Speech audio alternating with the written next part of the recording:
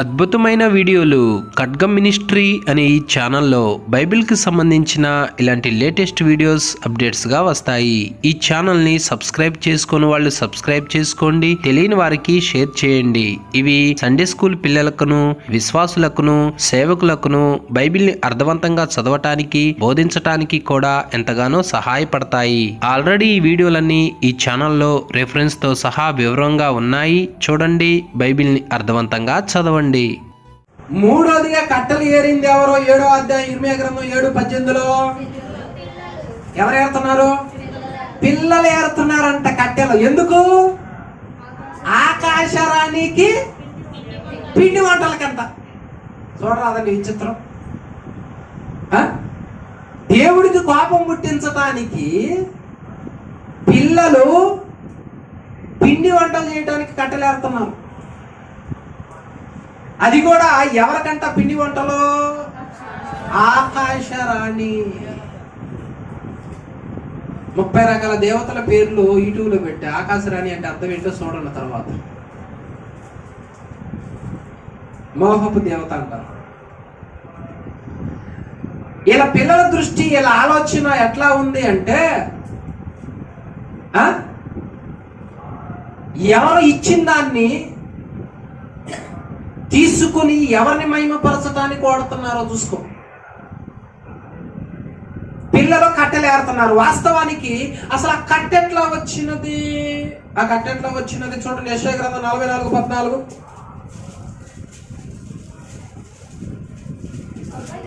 ఒకడు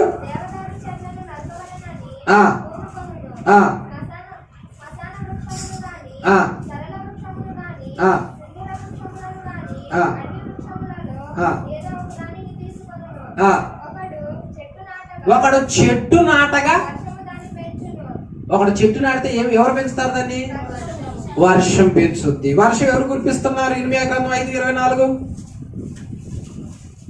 వర్షాన్ని కురిపించేది ఎవరు?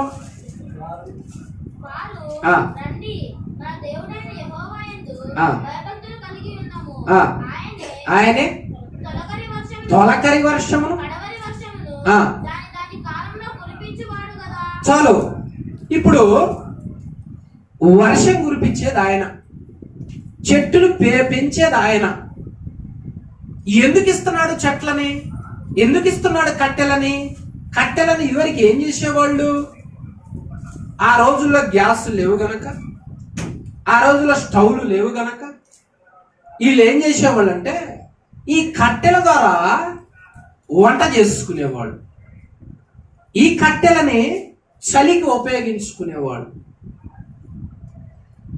దేవుడు ఎందుకు ఇస్తున్నాడు అంటే కొన్ని ఉపయోగాలకు ఇచ్చాడు తన పిల్లలకి. ఏ కట్టెలైతే వీళ్ళకి ఇచ్చాడో, ఏ చెట్టు అయితే వీళ్ళకి ఇచ్చారో దాన్ని ఒక పక్క అనుభవిస్తూ వీళ్ళేం చేస్తున్నారు? దేవుని మహిమపరచకుండా అదే కట్టెలలో కొంత భాగం అంట తీసుకొని ఆకాశరానికి పిండి వంటలు చేయాలంట వాళ్ళు.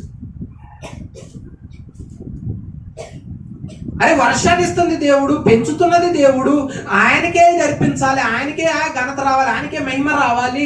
ఆయన ఇచ్చిన దాన్ని తీసుకొని వేరే దాన్ని మహిమపరచటం ఏంట్రా? ఇది తప్పు కదా అని ఆ రోజుల్లో ఉన్న పిల్లలకు తెలియలా. ఆ రోజుల్లో ఉన్న పెద్దలు దేవుడు అంటే ఎవరో చెప్పలా, అసలు దేవుడు అంటే ఆయన ఎలా ఉంటాడో చెప్పలా. ఎంత అజ్ఞానులు అయిపోయారు చూడు ఆ కాలంలో ఉన్న పిల్లలు. ఆ కాలంలో ఉన్న పిల్లలకి జ్ఞానం లేదు, తెలివి లేదు. పిల్లలు కట్టెలేడుతున్నారు చూడంటున్నాడు ఇర్మీయా ప్రవక్తకి దేవుడు చూపిస్తున్నాడు. అక్కడ ఇర్మీయా వాళ్ళు ఏం చేస్తున్నారు చూస్తున్నావు ఒకసారి చూడు.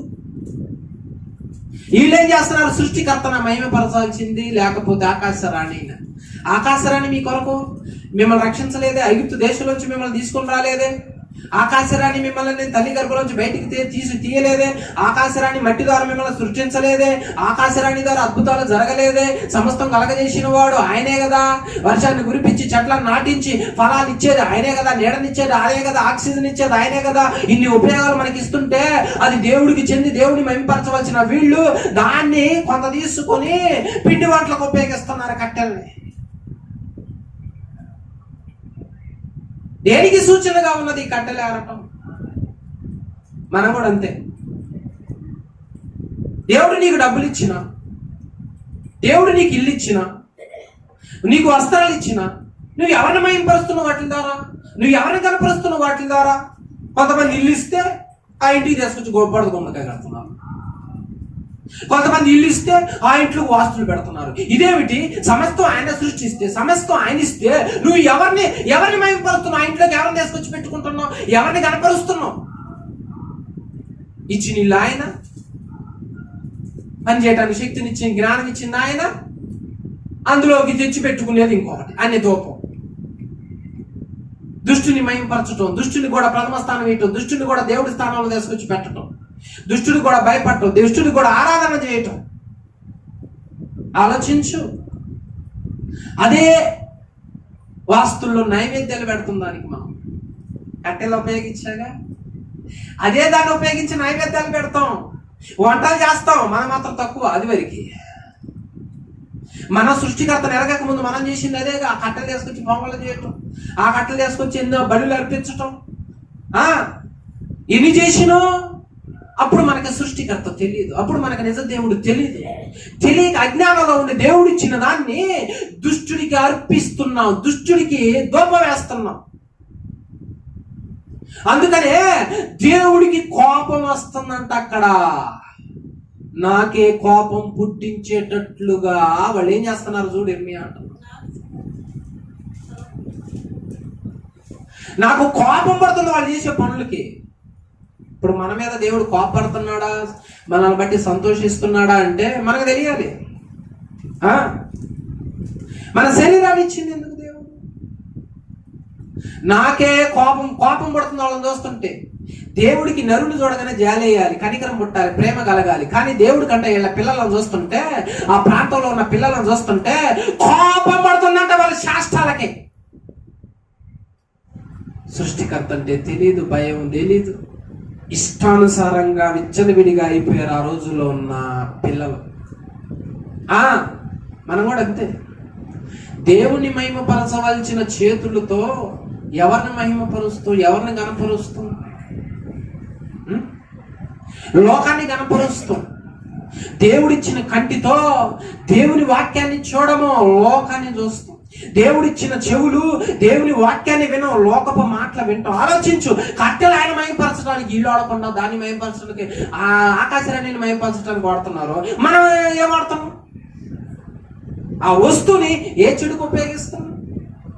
దేవుడు కలుపుకుంటావు, దుష్టుడు కలుపుకుంటావు, రెండు కలుపుకుంటావు. నీకు తెలుసా ఆ పదార్థం ఎట్టొచ్చిందో? నీకు తెలుసా ఆ పదార్థాన్ని పుట్టించడానికి దేవుడు ఏ కార్యం చేశాడో? నీకు తెలుసా ఆ పదార్థం రావటానికి దేవుడు ఎంత కృప చూపుతున్నాడు? దాని కాలమున వర్షాన్ని కురిపించేవాడెవరు? 4 నెలల్లో వర్షం కనుక కొరగకపోతే మన బతుకుందే, మన జీవితం ఇది ఉంది. దేవుడు ఎలాంటి వాడు అంటే, నా పిల్లలు అన్నం తినకపోతే బ్రతకలేరు, నా పిల్లలు ఆహారం లేకపోతే ఉండలేరు, నా పిల్లలకు ఆహారం ఉంటేనే ఆ పంటలు పండించుకొని తింటారు, వాళ్ళు ఏడవటం నాకు ఇష్టం ఉండదు అని కనికరంతో వర్షాన్ని కురిపించి చెట్లను పెంచుతుంటే పిండి వంటలు చేస్తున్నారు వీళ్ళు. ఎవరు తినటానికి? ఆది యందు వాక్యం ఉండను, వాక్యం దేవుడు అయ్యిండు. నా వాక్యమే దేవుడు. మనం విగ్రహానికి పిండి వంటలు చేస్తే తింటదా? మరి ఎందుకు చేస్తున్నావు? నువ్వు ఏం చేస్తున్నావు నీ వస్తువులతో? దేవుడిచ్చిన వస్తువులు ఏం చేస్తున్నావు? దేవుడు నీకు ఎందుకు ఇచ్చాడు ఆ వస్తువు? ఆ ఇంకిత జ్ఞానం ఉందా? కట్టెలు ఆయన ఇచ్చాడు, నిప్పును ఆయన ఇచ్చాడు, మా పిండి ఆయన ఇచ్చాడు. అయ్యా, నీవు నా మీద ఇంత కృప చూపి నాకు సహాయం చేస్తున్నందుకు నీకు స్తోత్రాలు. నువ్వే లేకపోతే ఇవన్నీ నాకు వచ్చేవి కాదు కదయ్యా అని దేవుడిని మహిమపరచాలి. వీళ్ళు దేవుడిచ్చింది తీసుకుపోయి దుష్టుని మహిమపరుస్తాం. నీకు సెల్ ఎందుకు ఇచ్చాడు? దాని ఉపయోగానికి. నీకు డబ్బులు ఎందుకు ఇచ్చాడు? దాని ఒక చిత్తుబొమ్మ ఆటం కాదు, పేకాటాటం కాదు నీకు డబ్బులు ఇచ్చింది, సారాయి తాగటానికి కాదు నీకు డబ్బులు ఇచ్చింది. నువ్వు ఇచ్చింది దేనికి? నీకు ఆ కట్టె ఏంటంటే క్రమం లేదు. ఆ కట్టెకి క్రమం లేని బ్రతుకులంతా జీవితాలు. ఆ కట్టెను ఎందుకు ఎడుతున్నారంటే వాళ్ళ బతుకులు క్రమం లేకుండా ఉన్నాయి, సృష్టికర్తను ఎరగకుండా ఉన్నాయి. ఆయన దేనికి ఉపయోగించాడో, ఉపయోగించమని చెప్పాడో దానికి కాకుండా వేరే దానికి ఉపయోగించేటట్లుగా ఉన్నాయి ఆ కట్టెలు ఏరటం. క్రమం లేని జీవితాలు ఉన్నాయి ఈ రోజుల్లో. క్రమం ఇది. నువ్వు ఒక పని చేస్తున్నావు, ఒక వస్తువును ఉపయోగిస్తున్నావు అంటే చక్కగా దాన్ని దేవుడు దేనికైతే ఇచ్చాడో దానికే ఉపయోగించు. బైబిల్ తీసుకొని నువ్వు చదవకుండా బైబిల్లో ఎంటికలు ఉన్నాయి వాడతావా నువ్వు? బైబిల్ నీకు ఇస్తే నీ పేరు రాసుకుని బైబిల్ చదవకుండా ఉంటావా నువ్వు? బైబిల్ ఇస్తే దీన్ని ముక్కి వస్తావు నువ్వు? ఒరే ఏం చేస్తున్నావు నువ్వు? నీకు వస్త్రాలు పుష్కలంగా ఇస్తేనేమో టైట్ చేసుకుంటావు. ఏం పాపం? సృష్టికర్త అయిన దేవుడు మనకి ఎందుకు ఇస్తున్నాడు? ఆ ఇచ్చేది మనం ఎలా ఉపయోగిస్తున్నామో చూసి కోపపడుతున్నాడంట ఆయన అక్కడ. మీ సంతానం, మీ పిల్లలు కూడా ఏం చేస్తున్నారో చూసి కోపపడుతుంది ఆయన. మీ కుటుంబీకులు, మీ పిల్లలు, మీ యవనస్తులు దేవుని గణపరుస్తూ దేవుని మహిమపరుస్తుంటే ఆయన సంతోషించి వాళ్ళ భవిష్యత్తును బాగు చేస్తాడు. వాళ్ళు అలా కాకుండా దేవుడిచ్చి తీసుకొని లోకానుసారంగా ఉపయోగిస్తుంటే ఆయనకు కోపం వస్తుంది. దీన్ని బట్టి వాళ్ళ పెద్దలు ఎంత అజ్ఞానంగా ఉన్నారు, ఎంత తెలివి తక్కువగా ఉన్నారు. వాళ్ళ పెద్దలు పిల్లలు కట్టలేడుతుంటారు. చెప్పొద్దా? అరే ఏ కట్టేడుతున్నావు నువ్వు? దేనికి ఎందుకు ఏడుతున్నావు నువ్వు? ఎవర్రా అది ఇచ్చింది? నీ తండ్రి ఎవర్రా? నీ సృష్టికర్త ఎవర్రా? అలా చేయకూడదురా, దేవుడు కోపం వస్తుందిరా అని అనేవాళ్ళు లేరు. అజ్ఞానులు అయిపోయారు వీళ్ళు కూడా. అలా చేస్తుంటే ఇలా బాగా కలిసి వస్తుందంట ఆ రోజుల్లో. అలా చేస్తుంటే మాకు బాగా కలిసి వస్తుంది. ఇరిమియా ప్రవర్తన గద్దిస్తున్నాడు. ఒరే మీరు చేసే తప్పు, దీని మీద దీనికి దేవుడు కోపం వస్తుంది. మీ దేశంలో మీరు ఉండరు, 70 సంవత్సరాలు బయటికి వెళ్ళిపోతారు, ఈ దేశం శపించబడుద్దాయి నా మాట విని నన్ను బతిలాడుతుంటే ఆయన ఏమంటున్నారు అనుకున్నావు? చూడండి ఇరిమియా గ్రంథం 44వ అధ్యాయము 17వ వచనం.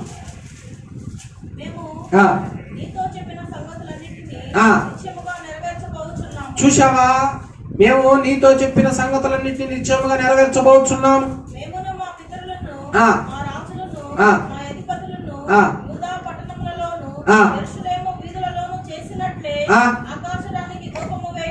చూసు వాళ్ళు ఏమంటున్నారు చూడు. మేము వేస్తాం. అటు చేసినప్పుడు ఏమైందంట? 18వ వచనం.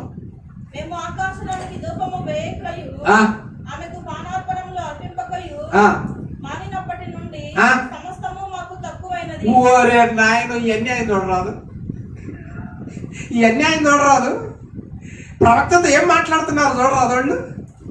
ఆమెకి దూపం వేసిన కాడ నుంచి, పిండి వంటలు వండిన కాడ నుంచి, పండగ చేసిన కాడ నుంచి, ఊరేగించిన కాడ నుంచి మాకు అన్ని బాగానే ఉన్నాయి, తక్కువైన కాడ నుంచి మాకు తెప్పలు వచ్చినాయి అంటున్నాడు. తెలివి పెరిగింది, జ్ఞానం పెరిగింది, తెలివి జ్ఞానం పెరిగింది వాళ్ళకి. ఏమనాలి ఇలాంటి వాళ్ళని? ఏమనాలి ఇలాంటి వాళ్ళని? ఏ కట్ట నువ్వు ఏడుతున్నావు ఈ రోజుల్లో? దేనికి, ఏ వస్తువుని దేనికి ఏరి, దేనికి ఉపయోగించి, దేనికి సిద్ధం చేస్తున్నావు ఈ రోజుల్లో? ఇరిమియా ప్రవక్త ఏంది మీరేం ఏడుతున్నారు? మీకు ఏం అర్థమవుతుంది? మీరు ఎవరిని మహింపరచాలి? ఆయన కదా అని చెబుతుంటే మాకు తెలియదులే, తప్పైందిలే అని అనుకోకుండా మాకు తక్కువైనదే ఈ చేయకపోతుంటే మాకు తక్కువైంది, అన్ని మాకు తక్కువని అంటున్నారు వాళ్ళు. అందుకు దేవుడు ఏమంటున్నాడు? 10వ వచనం 44:10.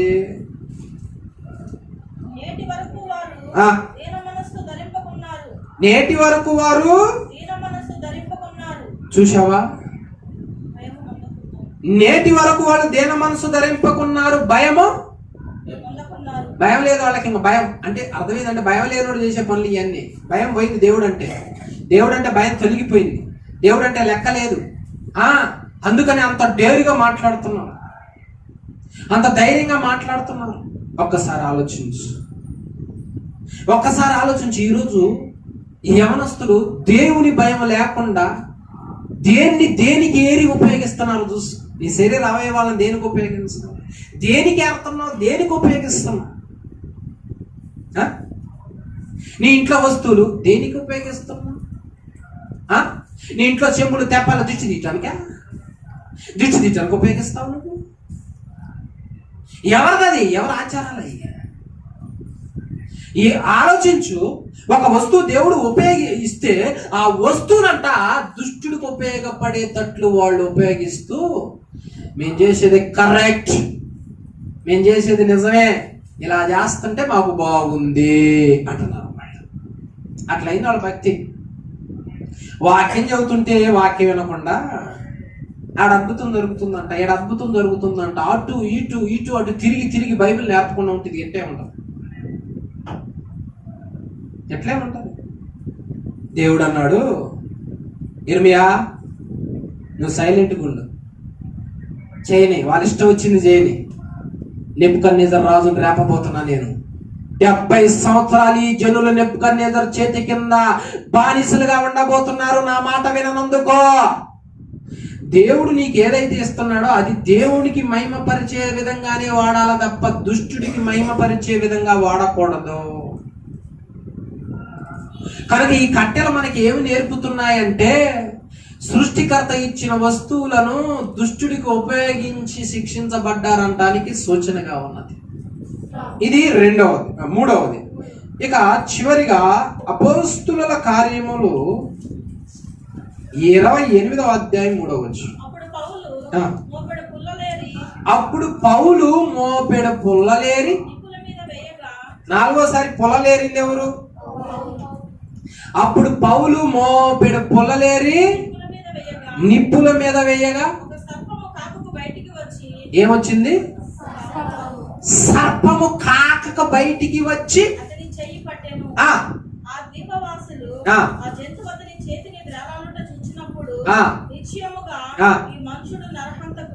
వాళ్ళు కంటి చాలు వాళ్ళు ఎవరు అనుకున్న వాళ్ళు? అనాగరికులు. వాళ్ళు ఎవరు? నాగరికత తెలియని వాళ్ళు, మొరటోళ్ళు, మొద్దోళ్ళు, మోటోళ్ళు. ఆ ప్రాంతానికి ఒకసారి పౌలు గారు వచ్చారు. ఆ ప్రాంతంలో పౌలు గారు అడుగు పెట్టాడు. అప్పుడు వర్షం పడుతుంది, చలి వేస్తుంది కదా అని చలిమంట వేసి పౌలు గారు మోపెడు పొల్లలేరి ఆ నిప్పుల మీద వేసి, చిన్న కాకక బయటకు వస్తుందా? చిన్న పాములు అయితే శాఖకి చిన్న కాకకు బయటకు వస్తాయి. మరి పెద్ద పాము బయటికి రావాలంటే పెద్ద మంట కావాలిగా. మోపెడే పొలంలో ఉంది ఆ పాము. అది ఫస్ట్ బయటికి రావాలి. నిప్పుల మీద వేసినప్పుడు లేచింది పైకి. లేచి నన్నే నిప్పులో వేస్తావురా, నీ ఎంతో తేలుస్తాను గవిక్రాక పట్టింది ఆయన్ని, మన అమ్మాయిని పట్టినట్టు అట్ట పట్టింది ఆయన. ఎప్పుడైతే ఈ సర్పము ఆ పౌలు గారిని అట్లా పట్టి అలాగనే ఉందంటాం కదా, రావట్లేదు బయటికి, అంత కష్టం. వెంటనే ఈ దృశ్యం వాళ్ళ చూడగానే, అమ్మో ఈ పాము ఆయన గరిచిందంటే ఈడు చూశారా, ఈడు నరహత్య చేయటం. మరి వీళ్ళు ఎందుకు అనుకుంటున్నారు? వాళ్ళ మూఢనమ్మకాలు అవన్నీ, వాళ్ళ అజ్ఞానాలు అవన్నీ. కొన్నిసార్లు మనం కంటి చూపుతోనే తేల్చేస్తాం మొత్తం. ఎవరికైనా ఏదైనా ఇప్పుడు ఒక సేవకుడికి ఒక శ్రమ వచ్చింది, ఒక కష్టం వచ్చింది అనుకో, ఇదిగో ఇలాంటి వాళ్ళే బయలుదేరేది.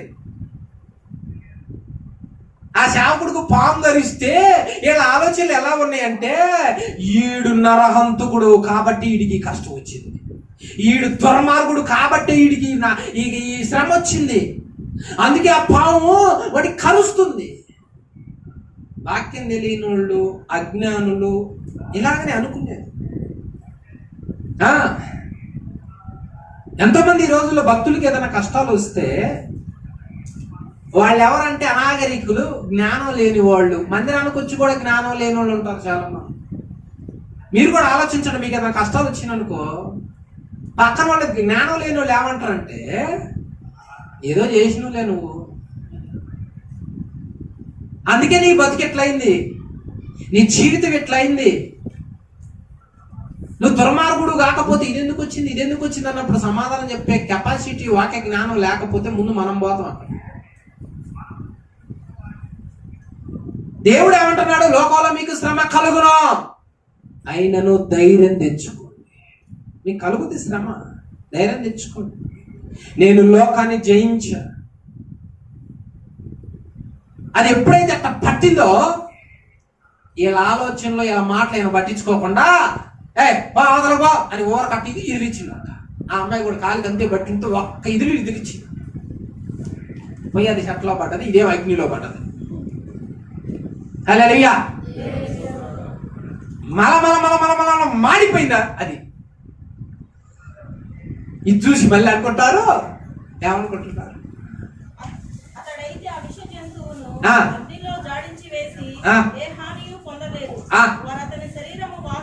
వాల్సును లేక అతడు అకస్మాత్తుగా పడి చచ్చును అని కనిపెట్టుచుండిరి. చాలాసేపు కనిపెట్టుచుండిన తర్వాత అతనికి ఏ హానియు కలుగకయుండుట చూచి అభిప్రాయము మాని ఇతడు ఒక దేవత అని చెప్పసాగిరి. ఒరే, ఇందాక పాము దేవత అంటివిగా, ఇలా దృష్టి చూడు. ఎలాంటి వాళ్ళు అంటే వీళ్ళు ఎటు మంచి జరిగితే అటు జరగటమే, ఎవరు మంచి చేస్తే వాళ్ళకు దేవుడు అంటవే. వెనక ముందు ఆలోచించేది ఏమీ లేదు. ఇందాకేమో సర్పం దేవుడు అన్నారు, న్యాయదేవత అని పేరు పెట్టారు దానికి. ఇప్పుడేమో ఆ ప్రయత్నం మానుకొని ఈయన దేవుడు అంటున్నారు. ఇతను ఒక దేవత అంటున్నారు. అలాంటి మోటోళ్ళు. నీకు కలిసి వచ్చిందంటే చెప్పు నెత్తి మీద పెట్టుకుని ఊరు మొత్తం తిరిగే వాళ్ళు కూడా ఉన్నారు. కలిసి వచ్చి నేను చెప్పు నెత్తి మీద పెట్టుకుంటా ఊరంతా తిరిగితే ఎందుకు కలిసి వచ్చింది? నేను మంచి చేస్తేనే కదా, ఏ విత్తునో ఏది కోస్తాడో. నరుడు ఏ విత్తుతాడో అదే కోస్తాడు కదా. నేను మంచి చేస్తే వచ్చేది మంచి, నేను చెడు చేస్తే మంచి ఎందుకు వస్తుంది అనే ఆలోచన ఉండొద్దా? ఈడు పోయి ఆవు పంచకం తాగుతుంది. ఇదేం జ్ఞానం రా నాయన. కొత్తిల్లు కడితే గోవుని తీసుకొచ్చి దానిలో పేడెక్కిస్తున్నాడు. మలమూత్ర విసర్జనాలు ఎక్కడ ఉండాలో కూడా తెలియని అజ్ఞానంలో మునిగిపోయారు కోటీశ్వరులు. మేము కూడా ఇల్లు కట్టిన వాళ్ళే, పెంకిటి రేగులు. అరే అర్ధరాత్రి మళ్ళీ 12ంటికి గోవుని తీసుకొస్తే ఫస్ట్ గోవు ఇంట్లోకి పోతే అది అక్కడ మలమూత్రాలు విసర్జిస్తే మనకి కలిసి వస్తుందరా అని చెప్పి నాకు తెలియక అడుగుతా. కప్పు కొట్టే ఇంట్లో ఏ పదార్థం ఏది ఎక్కడ ఉండాలో తెలియని అజ్ఞానంలో ఈరోజు నరుడు కారణం ఏంటంటే కలిసి వస్తుంది. వీళ్ళు కూడా నాగరికత తెలియదు, జ్ఞానం తెలియదు, అజ్ఞానులో. అలాంటి ప్రాంతానికి పౌలు లాగా నిన్ను పంపించినప్పుడు ఆ అజ్ఞానాన్ని ఆ కట్టెల్లో నువ్వు వేసి కాల్చేయాలన్నమాట. అందుకు సూచనగా ఉన్నదన్నమాట ఈ కట్టెలో. నిన్ను ఇక్కడికి ఎందుకు నడిపించాడో? నీ కుటుంబంలో ఉన్న ఈ అజ్ఞానాన్ని నువ్వు కాల్చాలా, నీ కుటుంబంలో ఉన్న ఈ మూఢ భక్తిని నువ్వు కాల్చాలా, ఈ వాస్తును నువ్వు కాల్చాలా. అటు ఇటు దాని భక్తి దహించి వేయాలా. అందుకు ఏర్పరుచుకున్నాడు మనల్ని. ఆ అజ్ఞానం అనే కట్టెని ఏరి కాల్చి వాళ్ళకి అప్పుడు మనోనేత్రాలు తెరిపించింది ఆయన. అబ్బో, ఇప్పటి వరకు మనం ఆలోచించింది కరెక్ట్ కాదు అబ్బాయి, ఇప్పుడు కరెక్ట్ ఏంటంటే ఇది ఏనే కరెక్ట్, అది వరకు ఆయన కరెక్ట్ కాదన్నారు, ఇప్పుడు ఏనే కరెక్ట్ అంటున్నారు. నీవు ప్రార్థన ద్వారా, వాక్య జ్ఞానం ద్వారా ఇదివరకు నీకు విరోధంగా మాట్లాడిన వాళ్ళు, లోకంలో నడిచిన వాళ్ళు, అజ్ఞానంగా ఉన్న వాళ్ళు, నీ భక్తి ద్వారా నువ్వు కూడా అక్కడ అజ్ఞానాన్ని ఏది తగలబెడితే ఆ దుష్టుడు దానిలో కాలిపోతాడు. అప్పుడు వాళ్ళందరూ నీ వైపు తిరుగుతారు. నువ్వే కరెక్ట్, నీదే నిజమైన భక్తి. అంతేగాని వాళ్ళు ఒక శోధన వచ్చింది, కలిసింది, నీకేం బాగలేదుగా, నువ్వే టైనుగా అని అంటుంటే మనం ఏంటనే నీరసించిపోయి అయిపోయింది. నిజమేగా ప్రభు, నిజమేగా. మరేం చేద్దామంటావు? నా ఎమ్మట రాదు, కారం పుల్ల తాయితీ లేసాను. ఇప్పుడు 4 సరుపులు తెలిసి మెల్ల ఒకటి వేస్తాడు. పట్టిన దరిద్రం పోయి కొత్త దరిద్రం అవుతుంది అనగానే నిజమా నాయన, ఏంది అజ్ఞానం. భక్తిపరుడు కష్టం వస్తే, భక్తిపరుడు పాము గరిస్తే నన్ను వదిలి పెడతావా ప్రభు? నువ్వు పాము గరిస్తే నువ్వు కాపాడవా అంటే అనాలి. పాము గరిస్తే ఏం చేస్తావు? నువ్వు కాపాడవా? నువ్వు నా ప్రేమ నా మీద నీకు ప్రేమ లేదా ఇంకంతేనా అనొచ్చునా?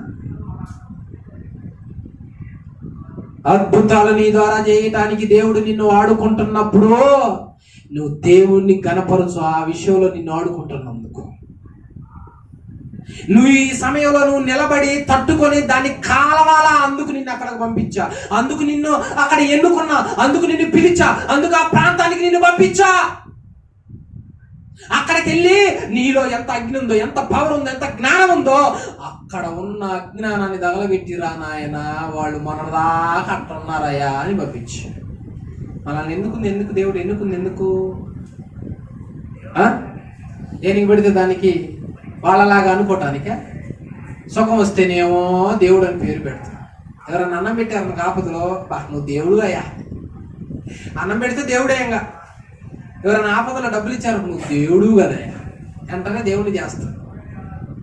కొత్తగా ఏదైనా మార్కెట్ కట్టారనుకో, షాపింగ్, అందులోకి కస్టమర్లు వస్తుంటే కస్టమర్లే దేవుళ్ళు అంటున్నాయి. ఈ ప్రజలు ఎలాంటి వాళ్ళు అంటే ఆ టైపు. నిజమైన దేవుడు, నిజమైన సృష్టికర్త ఎవరు అంటే మనం అనుకునే కాదు, సర్వశక్తిమంతుడు, వాక్యమే దేవుడు. ప్రకృతిలో ఉన్న జంతువుకి ఏమో వాళ్ళు ధర్మదేవత అని పేరు పెట్టారు ఆ రోజుల్లో. ఆ పాము పేరు ధర్మదేవత అంటారు. ఆ పాము పేరు ఏం దేవత కింద ఇచ్చాడు ఫుట్ నోట్స్ లో. ఆ పాముకి ఏం పేరు? ఈయనకి ఆ పాము కరుస్తుంటే ధర్మం చేస్తుంది దేవత అంటున్నారు వీళ్ళు. అర్థమవుతుందా? ఏం చేస్తుందంట? ఈయన దృష్టిలో ఏమైతుంది? ఈడు నరహంతకుడు కాబట్టి హంతకుడికి హంతకుడు చొప్పునే మా దేవత ఏం చేస్తుంది? ధర్మం చేస్తుంది. ఇప్పుడు ఇళ్లలో ఉన్నవాళ్ళు కూడా అంతే. కొంతమంది భక్తి అంటే గిట్టదు, వాళ్ళ మూఢనమ్మకాలు వాళ్ళ మూఢనమ్మకాలే. మరి నువ్వేం చేయాలి అక్కడ ఉండి? పౌలు గారు అక్కడ పోయి దాన్ని తగలబెట్టిండా? ఈయన తగలబడిపోయిచ్చిండా? భక్తి పరుడు అతనిలో ఉన్న భక్తి ద్వారా, శక్తి ద్వారా అజ్ఞానాన్ని తగలబెట్టి వస్తాడు. కానీ ఈయన తగలబడిపోయి జ్ఞానం నేర్చుకో. భక్తిపరుడు దేని తగలబెట్టి వస్తాడు? అలాంటి విష పురుగులను, విష జంతువులను, అక్కడ వాళ్ళని మనోనేత్రాలు మూసి పాడు చేస్తూ అజ్ఞానంలో ముంచిన వాటిని తగలబెట్టి వాళ్ళ నేత్రాలు తెరవబడి వస్తారన్నమాట. తెరిచి వస్తారు. వాళ్ళ ప్రయత్నమే మానుకున్నారు. ఒరే ఇది కాదు రే తప్పు, మనం ఆలోచించింది. అసలు దేవుడు ఉంది ఈయనలో, అసలు దేవుడు అంటే ఇది ఎట్లా ఉంటాడు. నీ భక్తి చూపించు, నీ భక్తిలో శక్తి చూపించు, నీ భక్తిలో జ్ఞానాన్ని చూపించు, నీ భక్తిలో పవర్ చూపించు. అంతేగాని నీకు కష్టం, నీకు శ్రమ, నీకు ఒక విషయం ఎక్కితే వెంటనే నువ్వు తేలకళ్ళేసి నాకు అయిపోయింది అంటే నువ్వు అలా బలహీన పడుతుంటే పక్కల వాళ్ళు ఏమనుకుంటున్నారు తెలుసా? నువ్వు తప్పు చేసినావు కాబట్టి నీకు ఈ కష్టం వచ్చింది అంటున్నారు. నువ్వు నరహంతకుడు కాబట్టి నీకు కష్టం. మరి నిలబెట్టుకోవాల్సింది ఎప్పుడు? ఆ మూమెంట్లోనేగా. నీకు అప్పులు అయినాయి, నీకు అనారోగ్యాలు వచ్చినాయి, సమస్యలు, జాబు రాలా, వివాహం కాలా, లేకపోతే నీకు పనులు లేవు. ఏ మూమెంట్లో నీ భక్తిని నిలబెట్టుకోవాలి? జనం అంటారు. ఏ మూమెంట్లో నీ శక్తి, నీ భక్తి నిలబెట్టుకోవాలి? నువ్వు నిజంగానే ఉన్నావు, కరెక్ట్ గానే ఉన్నావు అని నిలబెట్టుకోవాలంటే ఆ మూమెంట్లోనే. అలాగన్న వాళ్ళ మాటలను, అజ్ఞానాన్ని ఏరి కాల్చేసినప్పుడు మేము అనుకున్న తప్పులే, లేదా పొరపడ్డాము, నువ్వే కరెక్ట్, నీ దేవుడే నిజమైనోడు, నీ దేవుడే భక్తిపరుడు, నీ దేవుడే శక్తిమంతుడు, నేను నమ్ముతున్నా అనేది అర్థమైంది. మన భక్తి అజ్ఞానాన్ని, చెడుని, లోకపరమైన అలవాట్లని కాల్చి దహించి వేసి రావాలి. అంతేగాని మనం కాలకూడదు వాటికి, మనం దహించబడకూడదు వాటికి, మనం లొంగకూడదు వాటికే, మనం నిరసించకూడదు వాటికే. అందరికీ వందనములు. ఖడ్గం మినిస్ట్రీ వీడియోలకు సంబంధించిన బుక్కు ప్రింట్ అయి సిద్ధముగా ఉన్నది. మొదటి బుక్కు ఈ కనిపించే 30 అంశాల మీద ఉన్నది. కావలసిన వారు ఈ నెంబర్కు కాల్ చేసి ఆర్డర్ చేసుకొనగలరు. దేవుని నామానికి స్తోత్రములు. ఖడ్గం మినిస్ట్రీ అనే ఛానల్ వీక్షిస్తున్న మీ అందరికీ మా హృదయపూర్వకమైన వందనములు. ఈ ఛానల్లో బైబిల్కి సంబంధించిన అద్భుతమైన విషయములు రిఫరెన్స్లతో సహా ఉన్నాయి. చూడండి. తెలియని వారికి షేర్ చేయండి, లైక్ చేయండి, కామెంట్ చేయండి.